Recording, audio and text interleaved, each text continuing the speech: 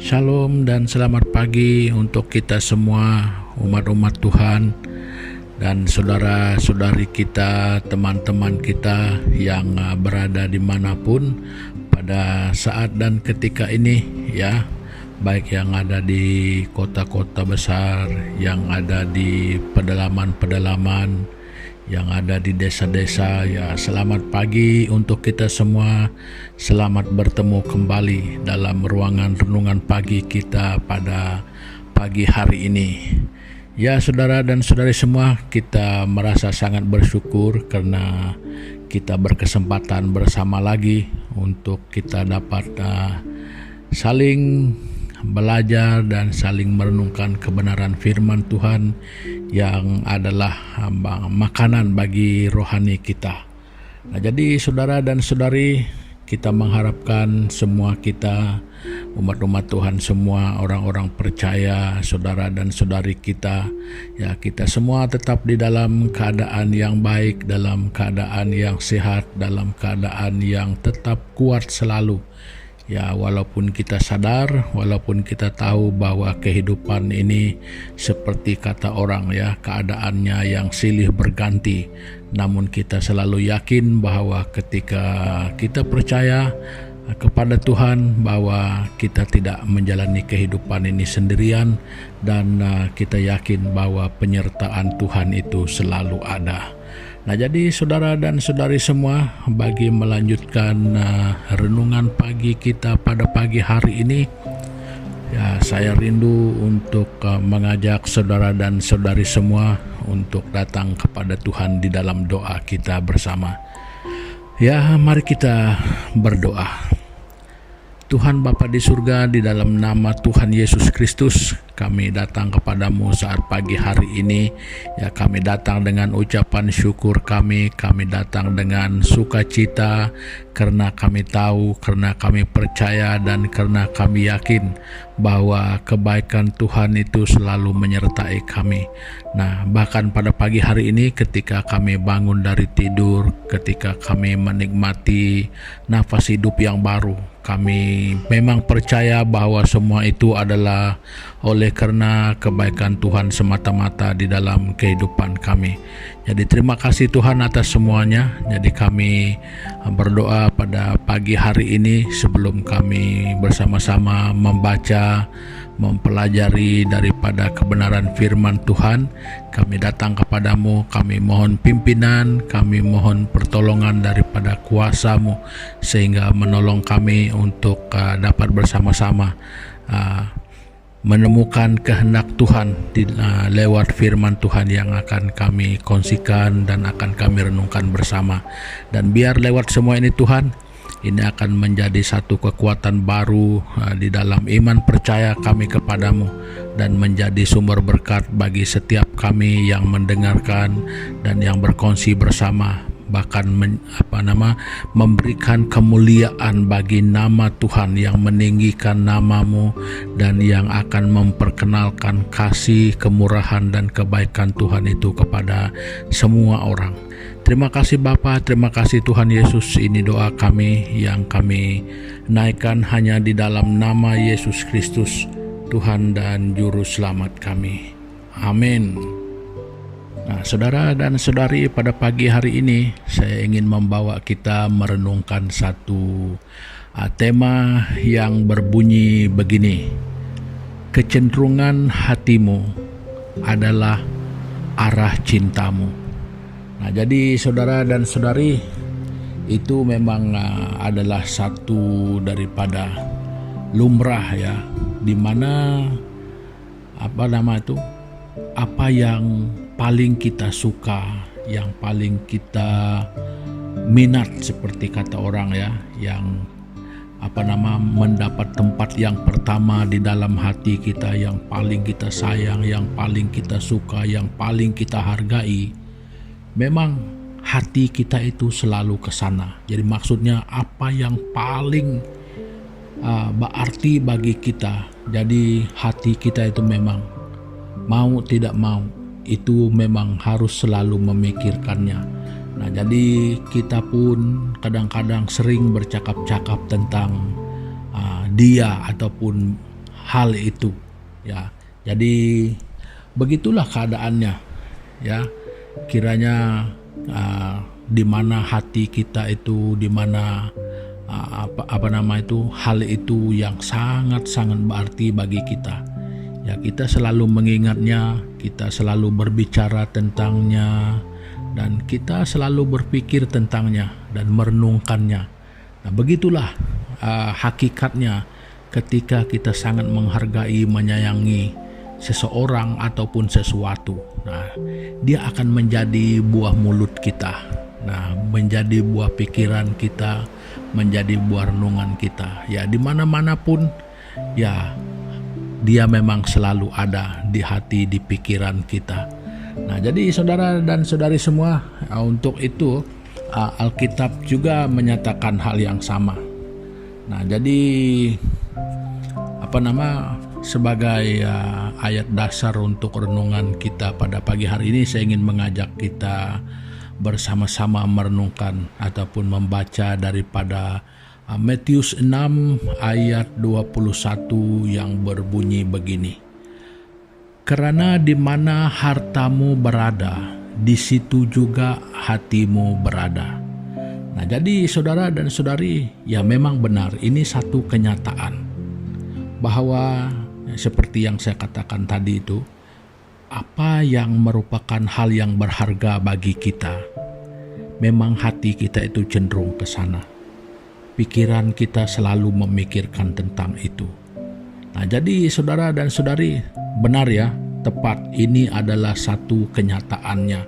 Ya, ini tidak dapat dimungkiri. Ya, apapun yang merupakan hal yang paling berharga bagi kita, memang hati kita selalu ke sana. Jadi contohnya di dalam hubungan suami istri, contohnya bagi hubungan yang paling baik, nah, ketika seseorang itu sungguh-sungguh memang jatuh cinta kepada pasangannya, yang itu adalah satu-satunya bagi dia, sama ada itu pria atau wanita ya, yang sudah bernikah, yang menganggap itulah satu-satunya baginya, yang berkomitmen tinggi. Nah, walaupun mungkin di sekitarnya ada banyak orang lain, tetapi tetap pasangannya merupakan yang yang pertama dan yang terutama dan yang teristimewa baginya. Jadi kalau berpisah, dia rindunya setengah mati. Ya, kalau berjauhan, dia memang rasanya tidak sanggup. Dia selalu mau dekat, dia selalu mau bersama.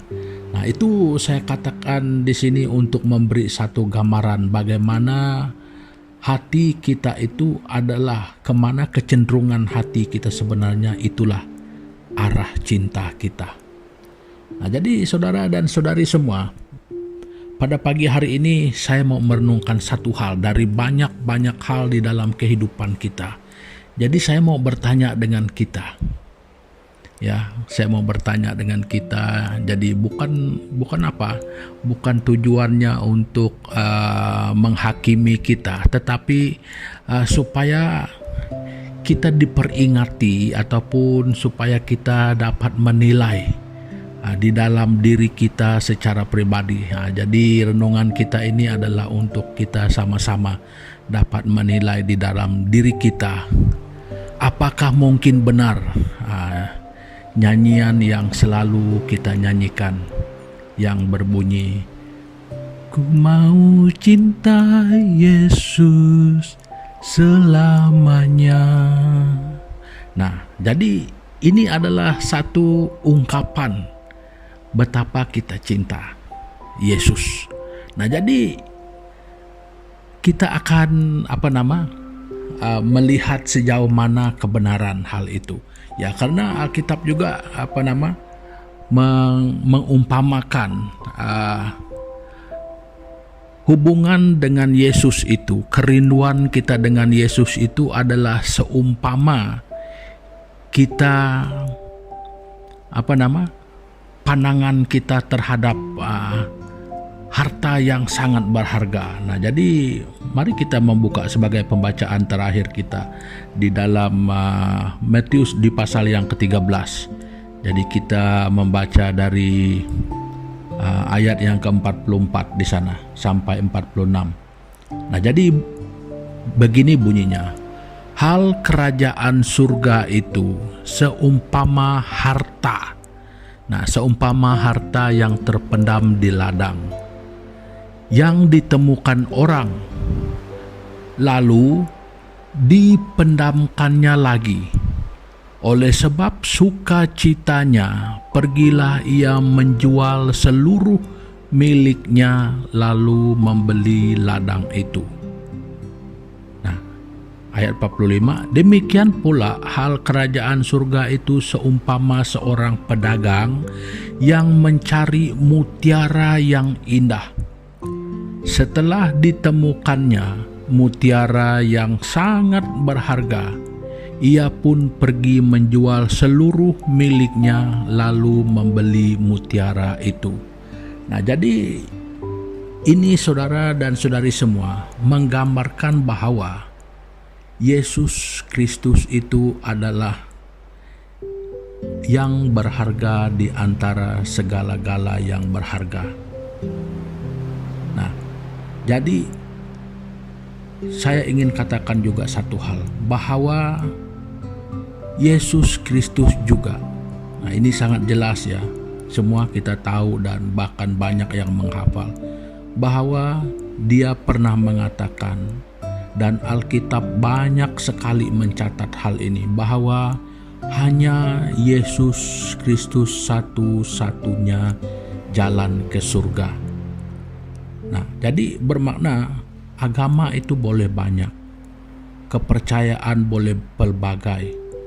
Nah, siapapun boleh buat klaim itu dan ini, tetapi kenyataan yang tidak ada di tempat lain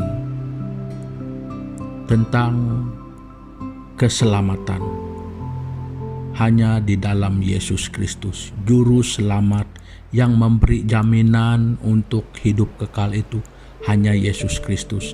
Nah, itu sebabnya kalau hanya satu-satunya Dia, bermakna tidak ada yang selain Dia. Itu berarti inilah yang paling berharga. Inilah yang diumpamakan di bagian ini, bahwa ketika orang menemukan Yesus sebenarnya, ketika orang memahami betapa berharganya Yesus Kristus itu di dalam kehidupan kita sebagai manusia yang berdosa yang memerlukan juru selamat, ketika kita menemukan Dia, kita itu dengan kesungguhan yang teramat, dengan hati dan rasa percaya, rasa cinta yang teramat sangat, supaya kita dapat dan memiliki persekutuan dengan Dia. Jadi kalau di ayat pembacaan kita ini kita dapat melihat bahwa segala hartanya dijual hanya gara-gara untuk dapat memiliki Yesus Kristus. Nah, jadi saudara dan saudari, bayangkan kalau sedemikian rupa betapa berharganya Yesus Kristus itu, yang sebenar-benarnya bagi setiap orang. Nah, tetapi apa yang menjadi renungan dan menjadi persoalan, yang menjadi tanda tanya bagi kita pada pagi hari ini, saudara dan saudari, seberapa berharga Yesus bagimu? Ya, jadi saya mengakui, saya tidak menyangkal bahwa semua orang Kristen yang boleh mengaku mereka Kristen, ya kita tidak boleh menyangkal, kita tidak boleh menafikan. Tetapi untuk kita dapat memahami, kita dapat mengenali betapa seberapa dalam kekristenan kita itu, kepercayaan kita itu, ya pokok pangkalnya adalah seberapa berarti Yesus bagimu, seberapa berharga Yesus bagimu. Nah, jadi kalau seperti dunia modern sekarang ya, ranking keberapa Yesus di dalam kepentingan hidup kita? Apakah dia di nomor 1 di kerusi di ranking hidup kita? Apakah dia nomor 2 di ranking ketiga, ranking keempat? Ranking mana Yesus di hatimu? Karena di mana kecenderungan hati kita, Itulah sebenarnya arah cinta kita. Nah, kalau Yesus di ranking pertama, bermakna Yesus itu kita tempatkan yang terutama di dalam kehidupan kita. Apapun yang lain, di mana-manapun, Yesus itu tetap yang terutama. Nah, itu yang sebenarnya, itu yang seharusnya. Nah, jadi itu sebabnya saudara dan saudari, kita saling menolong. Ya, pada pagi hari ini kita mempertanyakan diri kita secara pribadi. Ya, seberapa harga Yesus itu bagi kita? Apakah dia sungguh-sungguh dari segala-galanya, dialah yang segala-galanya bagi kita? Nah, jadi saudara dan saudari, ini kita harus jawab secara jujur ya di depan Tuhan. Jadi kita tidak dapat menghakimi satu sama lain. Namun persoalan ini ataupun soalan yang kita tanyakan ini seharusnya itu ada kita pernah tanya di dalam diri kita. Seberapa berharga Yesus bagimu? Nah, jadi kita mungkin boleh percaya, kita mungkin boleh mengakui. Tetapi kalau hanya suam-suam kuku, ya kalau hanya suam-suam kuku itu kan tidak terlalu panas. Bermakna itu hanya setengah-setengah panas. Nah, jadi Alkitab juga mengingatkan kita dengan banyak perkara yang seperti ini. Ya, itu yang ketujuh surat ya, surat yang dituliskan kepada ketujuh jemaat dalam kitab Wahyu itu. Nah, jadi setidak-tidaknya saudara, semua ini memberikan gambaran bagi kita untuk kita dapat menilai di dalam diri kita bagaimana sebenarnya hubungan kita dengan Tuhan secara pribadi. Nah, karena yang sesungguhnya ini adalah sangat tepat, di mana kecenderungan hati kita sebenarnya itu adalah arah cinta kita. Nah, kalau hati kita selalu cenderung kepada Tuhan, pikiran kita cenderung kepada Tuhan, perkataan kita cenderung kepada Tuhan, sikap hidup kita cenderung mengingat Tuhan.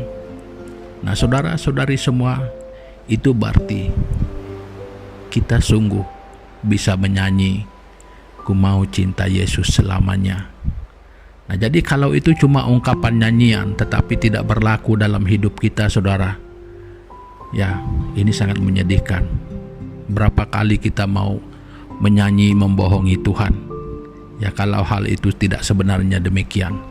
Nah, jadi saudara dan saudari, marilah sekali lagi bersama-sama melihat di dalam diri kita supaya kita dapat menyelami, supaya kita boleh melangkah lagi ke depan. Kalau hari ini kita melihat di dalam diri kita, oh rupanya ini perkara yang mungkin ruang yang kosong di dalam kehidupan pribadi saya, kehidupan rohani saya. Ayo saudara, ini bukan harusnya membuat kita turun, tetapi sebagai satu titik baru yang harus kita perkembangkan, yang harus kita penuhi, yang harus kita ubah menjadi yang terbaik di dalam kehidupan kita. Nah, jadi saudara dan saudari semua, ya sampai di sini dulu perkongsian saya untuk pagi hari ini, dan untuk mengakhiri pertemuan kita, mari kita sama-sama sekali lagi datang menghadap Tuhan di dalam doa kita. Mari kita berdoa. Tuhan Bapa kami di surga, di dalam nama Tuhan Yesus Kristus, terima kasih Bapa pada pagi hari ini karena Tuhan mengingatkan kami bahwa kehidupan kami ini sebenarnya di mana hati kami, di mana apa yang selalu kami pikir, yang selalu kami kehendaki, itu sebenarnya adalah menunjukkan cinta kami, keinginan kami. Nah, jadi Tuhan Yesus terima kasih pada pagi hari ini mengingatkan kami bahwa demikianlah seharusnya di dalam kehidupan kami, dalam hubungan kami secara pribadi dengan Tuhan, bahwa Engkaulah yang sesungguhnya merupakan yang terutama dan yang segalanya dari segalanya. Jadi Tuhan, kalau ini belum pernah berlaku dalam hidup kami, Bapa ampuni kami. Tuhan, kami ingin hal ini berlaku. Kami tidak ingin hal ini cuma menjadi perkara yang kami dengar, bukan hanya menjadi perkara yang merupakan hanya cerita belaka, tetapi Tuhan, kami mau semua ini menjadi kenyataan di dalam hidup kami. Kami ingin sungguh-sungguh merasakan bahwa Tuhan itu yang segala-galanya di dalam kehidupan kami, di dalam semua aspek. Biar Tuhan yang selalu merupakan alasan utama untuk kami. Nah, terima kasih Bapa atas firman Tuhan yang Tuhan berikan kepada kami pada pagi hari ini. Dan kami berdoa menyerahkan kehidupan kami pada hari ini ke dalam tangan-Mu. Dan apapun keadaan mungkin yang kami hadapi ataupun saudara-saudari kami yang tidak kami tahu, mungkin kelemahan tubuh, mungkin ada pergumulan-pergumulan lain. Bapa, kami berdoa, Tuhan, kami tahu Engkau tidak pernah meninggalkan setiap orang yang percaya padamu. Nah, ini keyakinan iman kami bahwa penyertaan Tuhan itu selalu ada. Jadi walaupun pelbagai yang boleh terjadi di dalam kehidupan kami yakin semua itu tidak pernah lepas daripada pandangan dan pengetahuan Tuhan. Dan kami juga sangat percaya bahwa Tuhan selalu punya solusi yang lebih baik, solusi yang mungkin lebih yang tidak pernah terpikirkan oleh kami sekalipun. Nah Bapa, kami percaya bahwa Tuhan, Engkau selalu hadir bagi kami. Terima kasih Tuhan Yesus Kristus. Kami berdoa dan mengucap syukur hanya di dalam nama Tuhan Yesus, Tuhan dan Juru Selamat kami yang hidup. Amin. Nah, saudara dan saudari semua, pertemuan kita untuk pagi hari ini ya sampai di sini dulu ya. Jadi sampai kita jumpa lagi untuk keesokan harinya ya. Jadi selamat beraktivitas dan Tuhan memberkati kita bersama. Haleluya.